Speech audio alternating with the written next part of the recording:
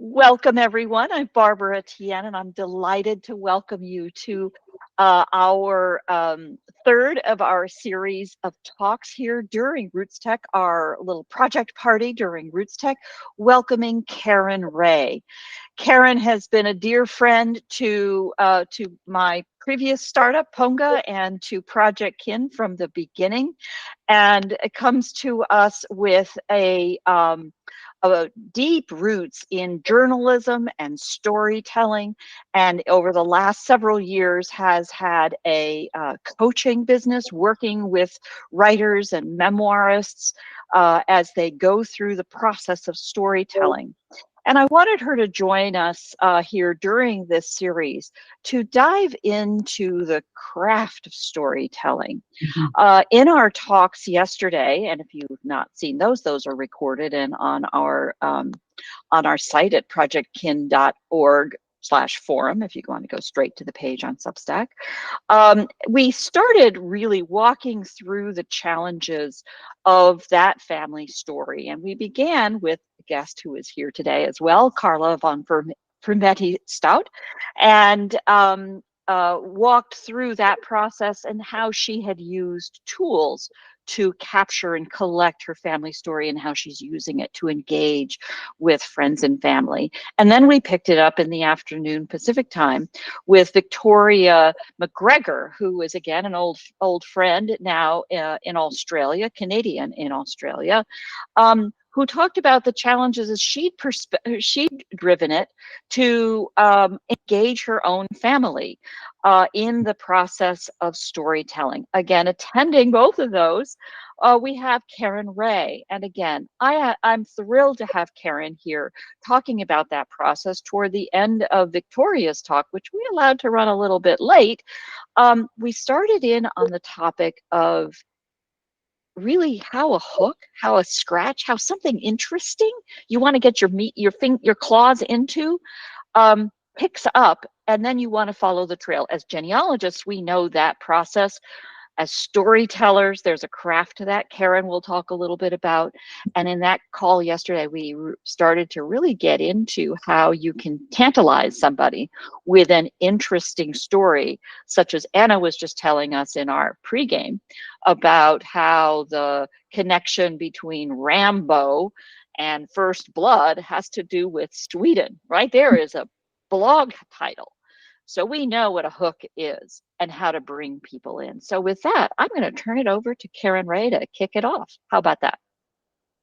Thanks, Barbara. It is great to be here. You all are some of my favorite people. So home for me is southern New Mexico, sunshine almost year-round. And of course, like many of you, I just do business via Zoom calls and in person when I can. So a lot of times, I am doing interviews not just with individuals who are writing a memoir or working on a family history. Some of my work has encompassed doing more journalistic type memoirs. I am not a reporter. I have stood out in farm fields with farmers trying to convince them of that fact. And so I have learned over the years many ways to help that interview process, to draw people in, to get them interested and intrigued. So I'm going to give you, I think, about 8 tips, and I want to make sure I dive into the meat of that. But let me give you just a little more background of my motivation. And if I look down, I've got a ream of papers in front of me to keep me on track so I don't miss the good stuff that I want to share with you. So just bear with me on that. But I have been fascinated with storytelling since childhood, basically lurking around at the edges of those campfire conversations where conversation among the adults and the stories swirled like the smoke, just rising up. And I would rather sit there and listen to those stories than run off and play flashlight tag or catch frogs. I did that too, but all of those fun things. And so that drive to hear stories and listen well started very young for me. And as the decades went by, I looked for opportunities to hone those skills to become a better listener, a better storyteller. and about 12 years ago started remembering the time, which really came out of that phrase that we so often say in our family gatherings and with friends, remember the time? And so remembering the time would just seem like, well, I have to do that. That's what we're doing now. So as I jump in here to the things that I want to share with you, let's see where I want to begin here. You're probably going to be interviewing a family member or a friend, and this it might be a short storytelling session. It might be a longer oral history that you're going to gather. I think, Carla, you probably mentioned in your session that things can be quite short too.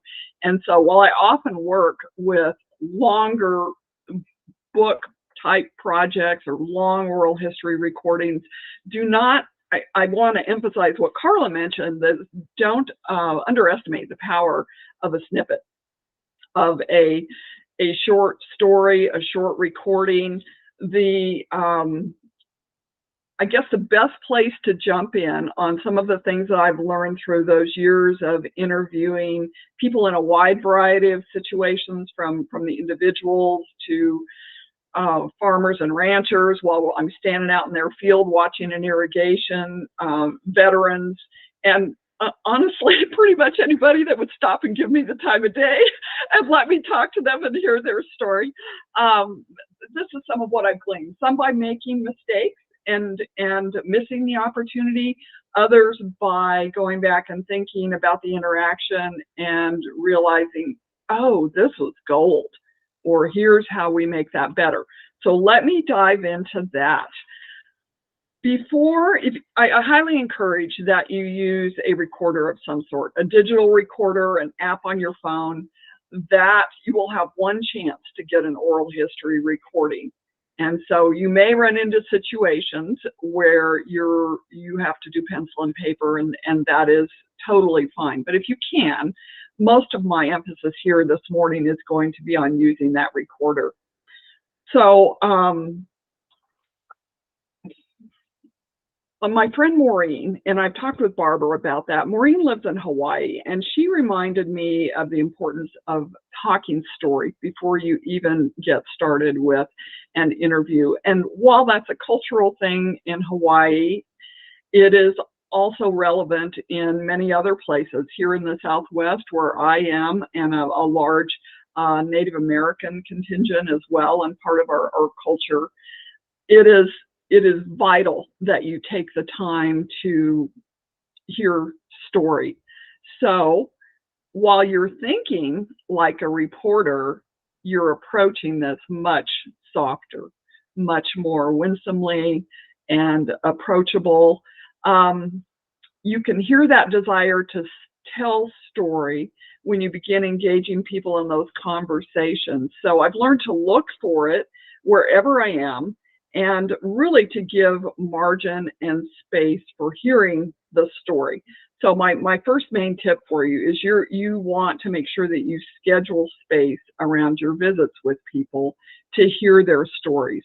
Leave time in your daily schedule to really listen to the people that you're talking with, particularly with family. You know, those opportunities for conversation are going to come up sometimes at inopportune moments, and you need to be ready. And many other times you're going to be able to plan for them. My second tip is, before you set up that recorder, find that common ground to build rapport, that talking story bit. Start soft, begin with easy things, easy questions. Don't just jump in like a hard-hitting investigative reporter to dig down to the meat.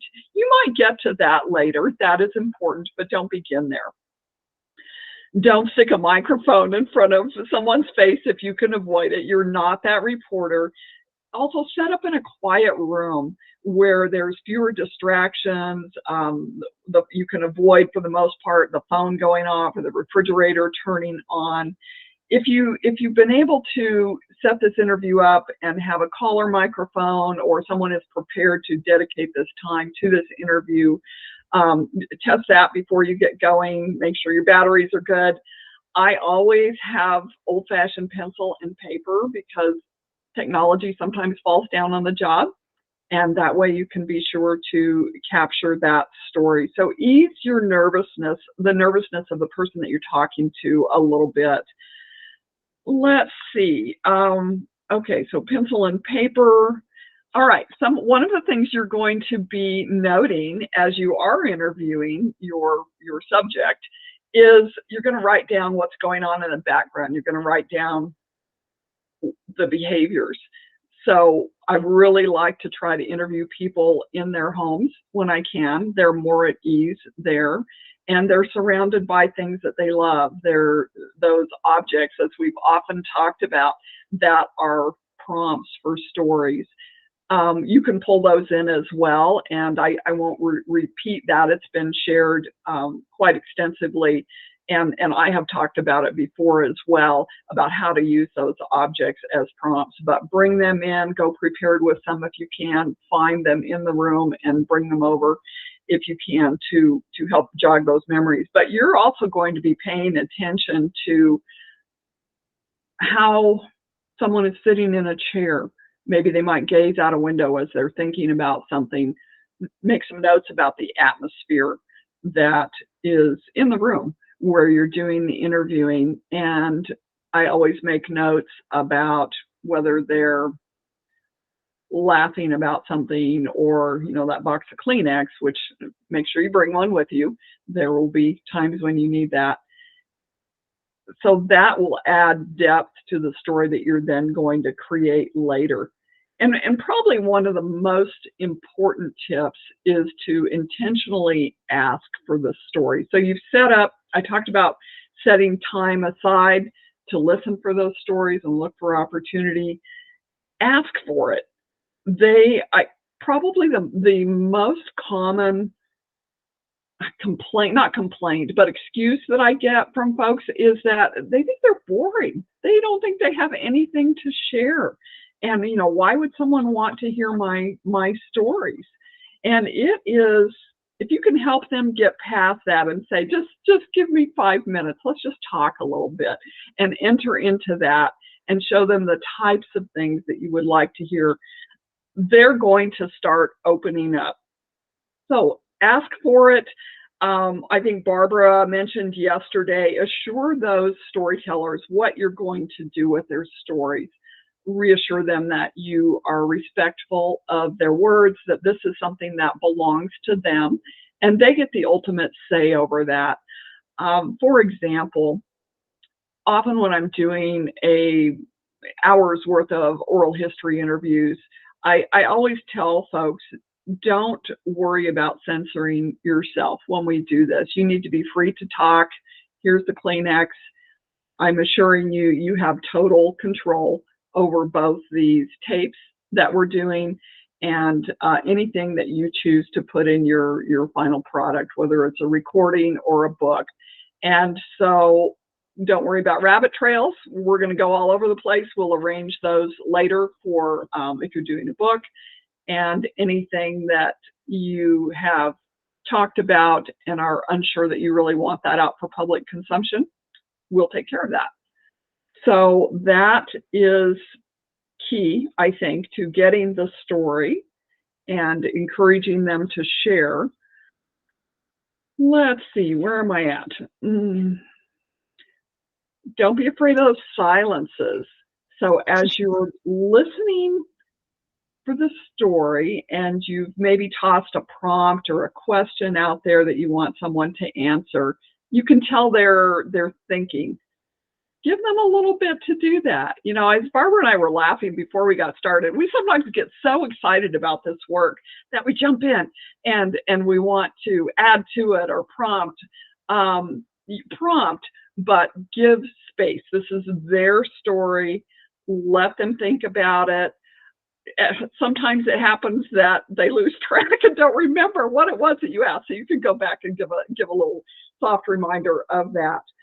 But you can say, can you tell me more about this? And one key right here in this, don't be afraid of silences, is when you want them to tell you more, ask for sensory details. Many times, folks are natural storytellers, and they will give you even more sensory detail than you can use in your final product. But oftentimes it will be just the facts, ma'am. And they will just, particularly depending on the type of career this person has. For example, I'm working with a gentleman right now who is he's been a builder for 50 years in the community and in the construction business. And he wants to get to the point, but he's also a fabulous storyteller. So he is going back and editing what we want to put. He's creating a book, and he is adding in some of those details that at first did not occur to him. He was just trying to get the facts out there because this is part of his workflow. And so he's having a great time adding in those details. But he also, we did this thing where I feel like a spy. We were trading recorders. So I would interview him, but then he said, sometimes I'm sitting around in the evening and I fed the goats and I think of something. So he's telling stories into his recorders, which often have a lot more detail, and he's trading those with me. So it's sort of like this pass off of this illegal substance as we trade this, and it's a lot of fun. We get a kick out of it. But when you are doing those interviews, as I did with him, invite the sensory details. So I think I'm down to about, I lost track of where I was. If I do 6 or 7 instead of 8, forgive me. But what I want to encourage you to do is also have fun. Encourage your storyteller. This is particularly important, I think, when you're working with family members. Listen quietly, but stay engaged. And it's hard, but even though you're taking notes, make eye contact so that they know that you're listening to them. And you want to help them see the power of ordinary conversations. And let me find a note that I wanted to read to you about that. I think if you're helping them to understand that process of speaking their story is going to be transforming to both themselves and others that will hear this, that they begin to see that as a gift that they can give to people and themselves as well. Let me find this note. So here's an example just from a work experience. I interviewed a colleague for a business newsletter. She was professional, friendly, extremely competent. She's an engineer. And before that day, we had visited really on a surface level. But we went off in a side room and just started with some chit chat. I set the recorder on the table and I said, we're just going to forget about that now. Let's just leave it there and let's just talk about life a little bit, and you'll have the final say in anything before we go permanent with this. And it was transformative listening to her talk. She talked about choosing joy in difficult circumstances and loving her children and her work and friendships, some of the amazing adventures and fun and zest for life. She's 60 plus years old, and I found out that she was an award-winning weightlifter. And she did this on the side, and she was a scuba diver, and just her delight in choosing to live a full and interesting life was contagious. And so we were able to share that. There have been other times where I would set up to do an interview with someone and I knew they had great stories and would set the scene, let's go to your favorite coffee shop. Sometimes that background noise, even though it's not great for oral recordings, is the place where your person feels comfortable and perhaps where they won't be interrupted by family members, that type of thing. So I show up at this coffee shop, and this fellow is, he has a Purple Heart. He's a veteran. He works in the farming and ranching community now, and he's just an amazing person. And I took out pencil and paper and said, I just want to make some notes so I'm accurate, this kind of thing. And he said, I don't want to share my story. I said, Mike, we set up the interview so you could share your story about farming and ranching, and I want to respect what you'd like to do. And he said, he was coming from a place of being humble. He said, I do not want to be bragging. He said, I've been successful. Yeah, I have these military honors. I don't want me to be the showcase. And I said, okay, okay, I respect that. And you know what? I put my stuff away and I hopped in his pickup truck, and we spent the next 2 hours driving around his acres of pecan orchards and him telling the best stories and stopping and introducing me to other generational farmers. And it became this fantastic experience, and ended up, I could share none of that. So there's a cautionary tale. I was not able to share a thing. What I did do was listen to him well and give him the gift, human to human, of hearing his story, of honoring that. And at the end, I said, Mike, I know you don't want to share this for an article for the paper or even the company newsletter. That is okay. Would you share some of this with your family and go tell them some of the stories that you shared with me? I said, this was just a fantastic day. So sometimes it ends up that way. And I'm sure you all, like me, let me glance at my time here. I'm still doing okay. Like me, you have probably run into family members that can be resistant about sharing their story for whatever reason. I have had the whole gamut as well.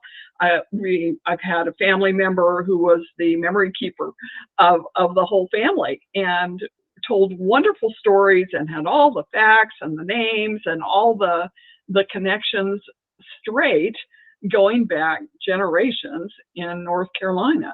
When she passed away, most of that was gone. And that was always sad. We try to reconstruct that as well as we can. And I have other occasions where people just got spooked about maybe sharing too much. This happened with my own father. I think I was telling Barbara about this.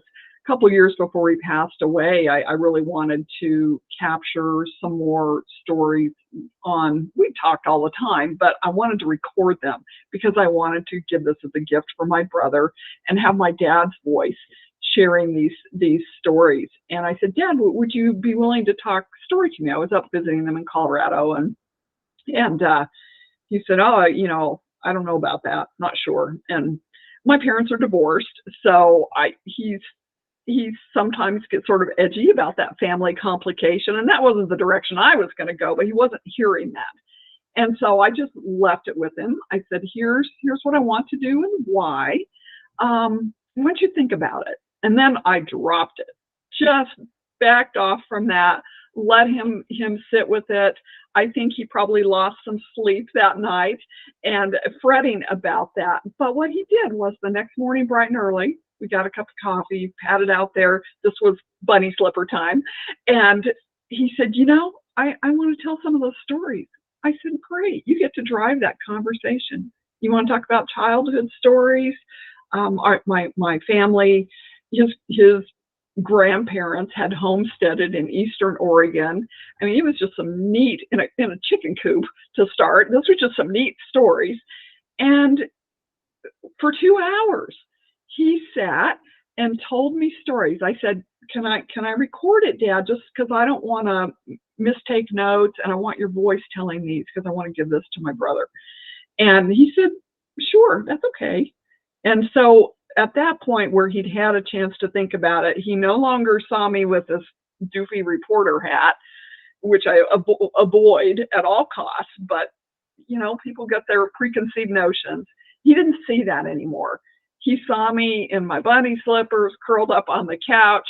Yeah, the recorder was there, but I was just engaged with him and got the stories. They're priceless to us. And they might not have happened otherwise. So that's another tip for how to approach reluctant family members.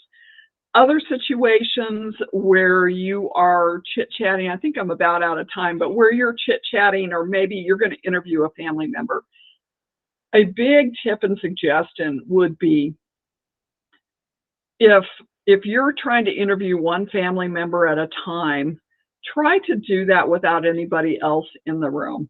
Especially, we love our spouses, we love significant family members, but we finish each other's sentences and we interrupt and we correct and say, you're not telling it right. So to avoid some of that, get your interview subject on their own. Try to get the dog in the backyard so they don't bark at the UPS guy, all of those things, so you can really focus. And in those situations, what I often do, because I've done many projects where I'm doing couples, is I'll interview them separately, and then I'll get them together, and we'll do a joint interview as well, and just let them go at it, because that interaction is fun as well and is part of the family memories. One really fun group situation that I learned a lot from was a family with 6 kids, and the daughters managed to pull together a time where, so it was 5 girls and 1 boy. Interviewed the boy by phone. He was in Houston. Boy, they're grown adults now, but those 5 girls got around the dining room table of the gal who lives in town with me, and they had a gab fest, and it was an absolute riot. The humor, the little funny, snarky things that siblings do to each other, all of that came out. So I'm taking furious notes, to sort of get all of this, and I'm recording them. Even though at the beginning I said, when you talk, I need you to say who you are, because I'm going to listen to this recording later and transcribe it. We started off okay, and then that sort of devolved. But by that time, I primarily had a sense of whose voice I was hearing as they popped in and said something. And that hour recording probably took me twice as long as any other to try to sort through, but I wouldn't have missed it for anything. And of course, they got that copy of that recording after. And it was a rare thing for 5 of them to get together in the same room and talk about their mother had immigrated from Mexico, and talk about the old cures and all the magical things you can do with spider webs. and just the growing up really poor but resourceful. All these kids had gone to college. The parents still only spoke a little bit of English, so a daughter was translating for me. My Spanish is un poquito. And it was just a really positive interview with family done in a slightly different way. So let me just look at my notes here real quick to make sure I have, one more thing that I want to tell you, another tip real quick before we kick off. Watch for those opportune moments to gather stories. Might not be over a dedicated interview time, might be in the car. That's a big one. Make sure you've got a recording app on your phone. I just finished a project where some of the interviews I received were done with a daughter and her dad in the car, and we got all those worked into his project. Might be doing the dishes, and you all know that after dinner pie at holidays, we're doing a lot of story exchanging them too. So watch out for those opportunities. Pay attention to the emotion in the people that you're interviewing, and that will tell you where those hooks are and the things that are really meaningful for them. And I have so much more I could share, but I think I need to stop and we'll just open it up. Wow, that was fabulous. Fabulous. Thank you so much, Karen. And spot on to our little 30-minute window thing. I've never seen anything like this. I am going to turn off the recorder, which is a little special bait to all of you watching the recordings as to why it's so much fun to be here during the recordings. But here we go. Thank you. Thank you. Thank you. So let's take on the conversation.